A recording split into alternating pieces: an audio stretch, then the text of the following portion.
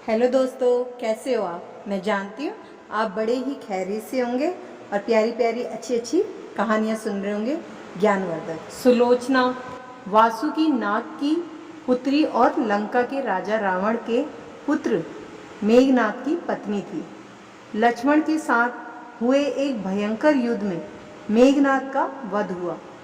उसके कटे हुए शीश को भगवान श्री राम के शिविर में लाया गया था। अपने पति की मृत्यु का समाचार पाकर सुलोचना ने अपने ससुर रावण से राम के पास जाकर पति का शीश लाने की प्रार्थना की, किंतु रावण इसके लिए तैयार नहीं हुआ। उसने सुलोचना से कहा कि वह स्वयं राम के पास जाकर मेघनाद का शीश ले आए, क्योंकि राम पुरुषोत्तम हैं, इसलिए उनके पास जाने में तुम्हें किसी भी प्रकार का भय नहीं करना चाहिए। रावण के महापराक्रमी पुत्र इंद्रजीत मेघनाद का वध करने की प्रतिज्ञा लेकर लक्ष्मण जिस समय युद्ध भूमि में जाने के लिए प्रस्तुत हुए, तब राम उनसे कहते हैं, लक्ष्मण, रण में जाकर तुम अपनी वीरता और रण कौशल से रावण पुत्र मेघनाद का वध कर दोगे। इसमें मुझे कोई संदेह नहीं है, परंतु एक बात का विशेष ध्यान रखना कि मेघनाद का मस्तक भूमि पर किसी भी प्रकार ना गिरे, क्योंकि मेघनाद का एक नारी वर्ग का पालक है और उसकी पत्नी परम पतिव्रता है।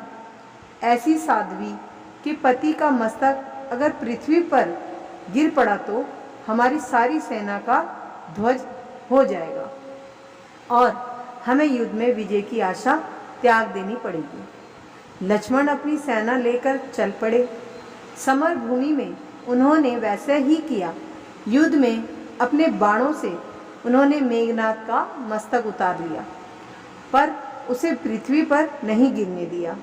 हनुमान उस मस्तक को रघुनंदन के पास ले आए। मेघनाद की दाहिनी भुजा आकाश में उड़ती हुई उसकी पत्नी सुलोचना के पास जाकर गिरी। सुलोचना चकित हो गई। दूसरे ही क्षण अन्यथा दुख से कातर होकर विलाप करने लगी, पर उसने भुजा को स्पर्श नहीं किया। उसने सोचा, संभव है यह भुजा किसी अन्य व्यक्ति की हो। ऐसी दशा में पर पुरुष के स्पर्श का दोष मुझे लगेगा। निर्णय करने के लिए उसने भुजा से कहा, यदि तू मेरे स्वामी की भुजा है तो मेरे पतिव्रता की शक्ति से युद्ध का सारा वृत्तांत लिख दे। भुजा में दासी ने लेखनी पकड़ दी। लेखनी ने लिख दिया, प्राण प्रिय, यह भुजा मेरी ही है। युद्ध भूमि में श्री राम के भाई लक्ष्मण से मेरा युद्ध हुआ। लक्ष्मण ने कई वर्षों से पत्नी, अन्न और निद्रा छोड़ रखी है। वह तेजस्वी तथा मस्त देवी गुणों से संपन्न है। संग्राम में उनके साथ मेरी एक नहीं चली। अंत में उन्हीं के बाणों से विध होने से मेरा प्राणतंत्र हो गया। मेरा शीश श्री राम के पास है। पति की भुजा लिखित पंक्तियां पढ़ते ही सुलोचना व्याकुल हो गई। पुत्र वधू के विलाप को सुनकर लंकापति रावण ने आकर कहा, शोक ना करो पुत्री, प्रातः होते ही सहस्त्रों मस्तक मेरे प्राणों से कट कट कर पृथ्वी पर लौट जाएंगे। मैं रक्त की नदियां बहा दूंगा। करुणा चित्कार करती हुई सुलोचना बोली, पर इससे मेरा क्या लाभ होगा। सहस्त्रों नहीं, करोड़ों शीश भी मेरे स्वामी के शीश के अभाव की पूर्ति नहीं कर सकेंगे। सुलोचना ने निश्चय किया कि मुझे अब सती हो जाना चाहिए, किंतु पति का शव तो रामदल में पड़ा हुआ है, फिर वह कैसे सती होती। जब अपने ससुर रावण से उसने अपना अभिप्राय कहकर अपने पति का शव मांगने के लिए कहा, तब रावण ने उत्तर दिया, देवी, तुम स्वयं ही रामदल में जाकर अपने पति का शव प्राप्त करो। जिस समाज में बाल ब्रह्मचारी हनुमान, परम जितेंद्रिय लक्ष्मण तथा एक पत्नीवर्ती भगवान श्री राम विद्यमान है, उस समाज में तुम्हें जाने से डरना नहीं चाहिए।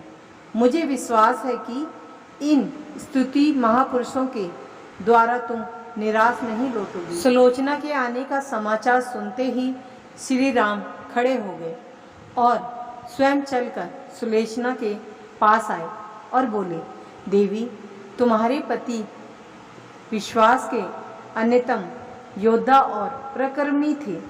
उनमें बहुत से सद्गुण थे, किंतु विधि की लिखी को कौन बदल सकता है। आज तुम्हें इस तरह देखकर मेरे मन में पीड़ा हो रही है। सुलोचना भगवान की स्तुति करने लगी। श्री राम ने उसे बीच में ही टोकते हुए कहा, देवी, मुझे लज्जित ना करो। पतिव्रता की महिमा अपार है, उसकी शक्ति की तुलना नहीं है। मैं जानता हूँ कि तुम परम सती हो। तुम्हारे सतीत्व से तो विश्व भी कांपता है। बताओ कि मैं तुम्हारी किस प्रकार सहायता कर सकता हूँ। सुलोचना ने आंसू बहाते हुए प्रभु की ओर देखा और बोली, राघवेंद्र, मैं सती होने के लिए अपने पति का मस्तक लेने के लिए यहाँ पर आई हूँ। श्री राम ने शीघ्र ही सम्मान मेघनाद का शीश मंगवाया और सुलोचना को दे दिया। पति का क्षीण शीश देखते ही सुलोचना का हृदय अत्यधिक रोने लगा। उसकी आंखें बड़ी जोरों से बरसने लगी। रोते रोते उसने अपने पास खड़े लक्ष्मण की ओर देखा और कहा, सुमित्रा नंदन, तुम भूलकर भी गर्व मत करना कि इनका वध मैंने किया है। मेरे स्वामी का धराशाही करने की शक्ति विश्व में किसी के पास नहीं थी। यह तो दो पतिव्रता नारियों का भाग्य था। आपकी पत्नी भी पतिव्रता है और मैं भी पति चरणों में अनुरक्ति रखने वाली उनकी अन्य उपासिका हूँ। पर दुर्भाग्य से मेरे पति का पतिव्रता नारी का अपहरण करने वाले पिता का अन्न खाते हैं और उन्हीं के लिए युद्ध में उतरे थे। इसी से मेरे जीवन धन परलोक सिधारे। सभी योद्धा सुलोचना को राम शिविर में देखकर चकित थे। वे यह नहीं समझ पा रहे थे कि सुलोचना को यह कैसे पता चला कि उसके पति का शीश भगवान राम के पास है। जिज्ञासा शांत करने के लिए सुग्रीव ने पूछा कि यह बताओ, उन्हें कैसे ज्ञात हुआ कि मेघनाद का शीश श्री राम के शिविर में है। सुलोचना ने स्पष्ट करते हुए कहा, मेरे पति की भुजा युद्ध भूमि से उड़ती हुई मेरे पास चली गई थी। उसी ने लिखकर मुझे बता दिया। व्यंग्या भरे शब्दों में सुग्रीव बोले, उठे निष्प्राण भुजा यदि लिख सकती है, फिर तो यह कटा हुआ सिर भी हंस सकता है। श्री राम ने कहा, व्यर्थ बातें ना कर मित्र, पतिव्रता के महामत्य को तुम नहीं जानते। श्री राम की मुख कृति देखकर सुलोचना उनके भावों को समझ गई। उसने कहा, यदि मैं मन वचन और कर्म से पति का देवता मानती हूँ तो मेरे पति का यह निर्जीव मस्तक हंस उठे। सुलोचना की बात पूरी भी नहीं हुई थी कि कटा हुआ मस्तक जोरों से हंसने लगा। यह देखकर सभी दंग रह गए। सभी ने पतिव्रता सुलोचना को प्रणाम किया। सभी पतिव्रता की महिमा से परिचित हो गए थे। चलते समय सुलोचना ने श्री राम से प्रार्थना की, भगवान, आज मेरे पति की अंत सृष्टि क्रिया है और मैं उनकी सहचरी उनसे मिलने जा रही हूँ, अतः आज युद्ध बंद रहे। श्री राम ने सुलोचना की प्रार्थना स्वीकार कर ली। सुलोचना पति का सिर लेकर वापस लंका आ गई। लंका में समुद्र के तट पर एक चंदन की चिता तैयार की गई। पति का शीश गोद में लेकर सुलोचना चिता पर बैठी और धधकती हुई अग्नि में कुछ ही क्षणों में सती हो गई।